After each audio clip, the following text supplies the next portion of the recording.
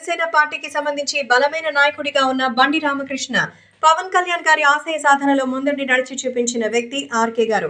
Janasena party అధ్యక్షులు శ్రీ పవన్ కళ్యాణ్ గారు బండి రామకృష్ణ గారికి మచిలీపట్నం నియోజకవర్గం ఇన్ఛార్జిగా బాధ్యతలు అప్పచెప్పినప్పటి నుంచి నేటి వరకు మచిలీపట్నంలో కొన్ని వందల సేవా కార్యక్రమాలు చేసి మచిలీపట్నంలో జనసేన పార్టీకి సొంత క్యాడర్ తయారు చేసి మచిలీపట్నంలో జరిగిన 10వ ఆవిర్భావ దినోత్సవాన్ని ఆంధ్రప్రదేశ్ చరిత్రలో కనీవిని ఎరుకని రీతిలో నిర్వహించి వారాహి విజయయాత్రలో ఫుడ్ కమిటీ చైర్మన్ గా వ్యవహరించి యాత్రలో పవన్ కళ్యాణ్ గారికి తోడుగా నిలుస్తూ నేటి వరకు పవన్ కళ్యాణ్ గారికి మరియు పార్టీకి విధేయుడుగా ఉంటూ మచిలీపట్నం జనసేన సీటు పొత్తులో వేరొకరికి ఇచ్చినా బాధపడకుండా జనసేన పవన్ కళ్యాణ్ గారి ఆశయాలు నెరవేరాలని కోరుకున్న వ్యక్తి ఆర్కే గారు.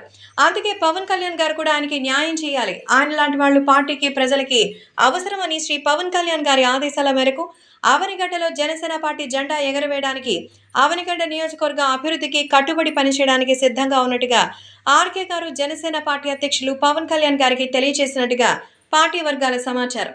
పవన్ కళ్యాణ్ గారు కూడా సానుకూలంగా ఉన్నారని తెలుస్తోంది.